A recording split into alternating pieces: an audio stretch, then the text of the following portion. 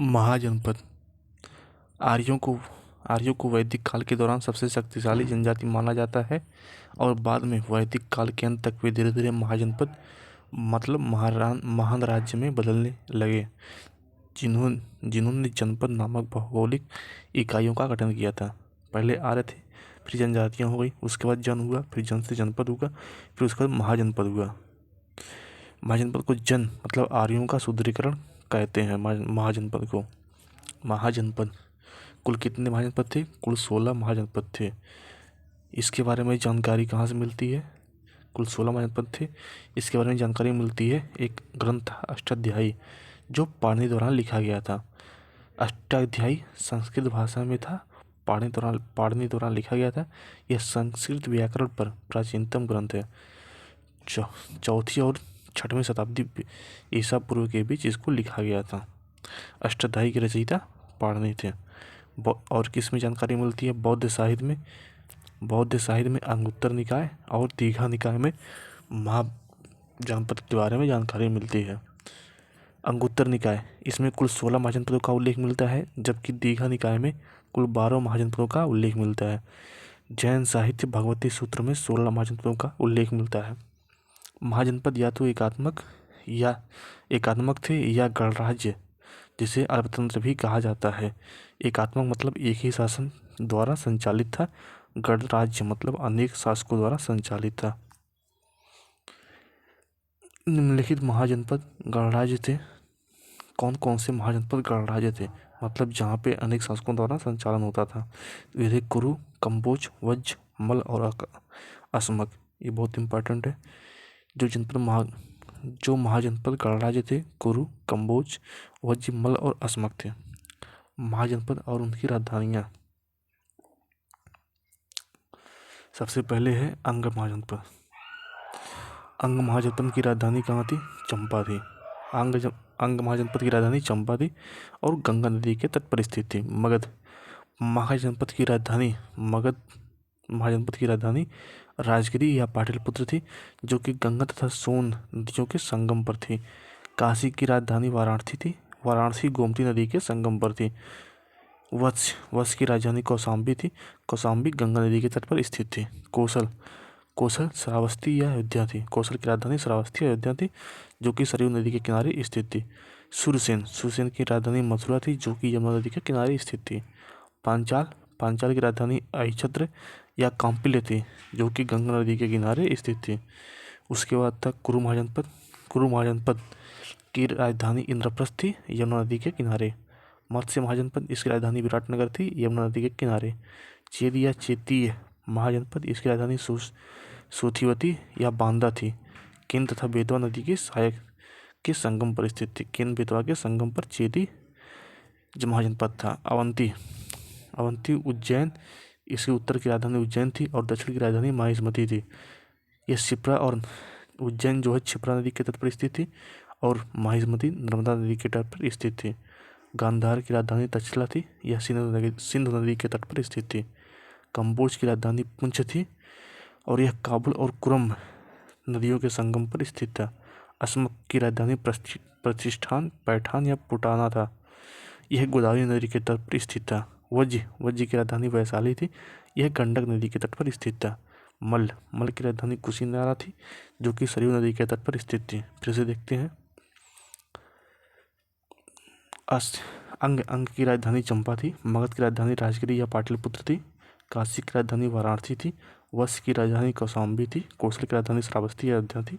सुरसेन की राजधानी मथुरा थी। पांचाल की राजधानी अहिच्छत्र या कांपिल्य थी। कुरु की राजधानी इंद्रप्रस्थ थी।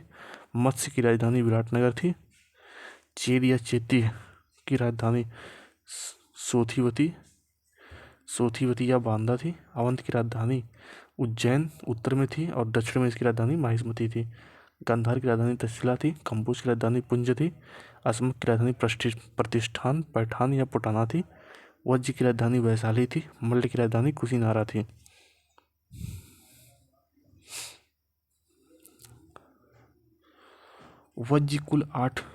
वज्ज 8 कुलों से मिलकर बना था, जिसमें 3 सर्वाधिक शक्तिशाली राज्य थे।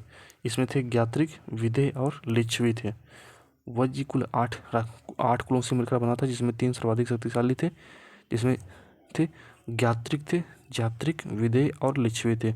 मगध के उत्थान के कारण कौन कौन थे? इसकी अनुकूल भौगोलिक स्थिति थी, जो कि गंगा नदी के दक्षिण में स्थित था मगध।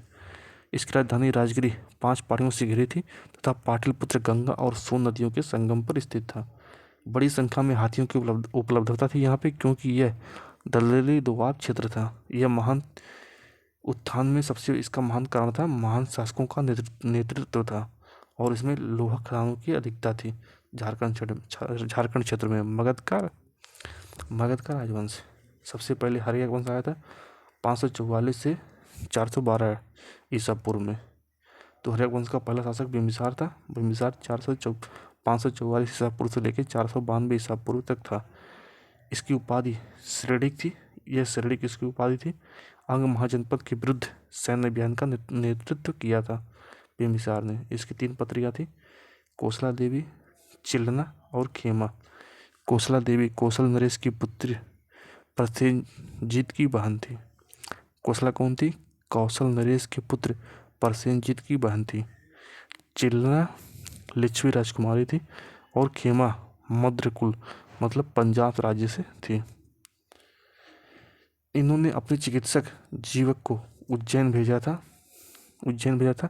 राजा पाद्योत जो कि पीलिया से पीड़ित थे, उनके उपचार के लिए जीवक को उज्जैन में भेजा था। उसको थे अजातशत्रु चिल्लना और बिंबिसार का पुत्र था। यह लिच्छवी और वैशाली को जीता था। कौशल नरेश को पराजित किया था और उनकी पुत्री से विवाह किया था। प्रथम बौद्ध संगीत का संरक्षक अजातशत्रु रहा था। बाद में अपने पिता बिंबिसार की हत्या कर दी थी। ये बुद्ध और महावीर स्वामी के समकालीन थे। उदयन इसने अपनी राजधानी राजगिरी से पाटलिपुत्र वर्तमान पटना में स्थानांतरित की थी। इसके बाद आया था शिशुनाग वंश, जो कि 412 से लेकर 344 ईसा पूर्व तक था। इसके शिशुनाग वंश के संस्थापक शिशुनाग थे। इसने अवंती को पराजित कर मगध में मिला लिया था, और कालाशोक ने द्वितीय बौद्ध संगीति का संरक्षण किया था। इसके बाद आया था नंदवंश 344 से लेकर 323 ईसा पूर्व तक था। नंदवंश के संस्थापक महापद्मनंद थे। इनकी उपाधि क्या थी? एकराट। इसका अर्थ होता है साम्राज्य निर्माता या क्षत्रियों का उन्मूलक। इसके बाद आते घनानंद। इसके शासनकाल में अलेक्जेंडर ने भारत पर आक्रमण किया था 326 ईसा पूर्व में। यह नंदवंश का अंतिम शासक था।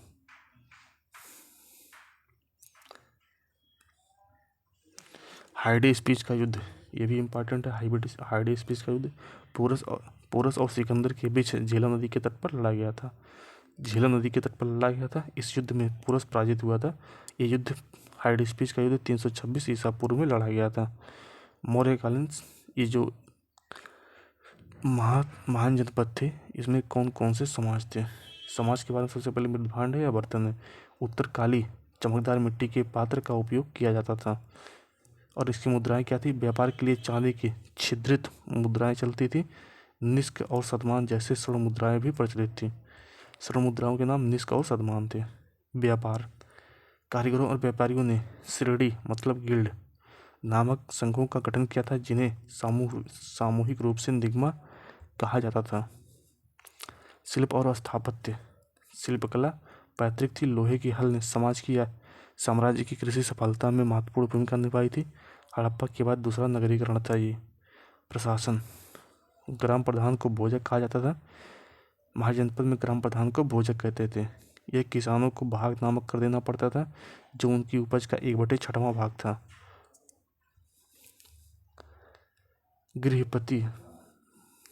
गृहपति संपन्न भूमिपति होते थे, जो अपने खेतों पर दासों या किरायों के मजदूरों से कार्य करवाते थे।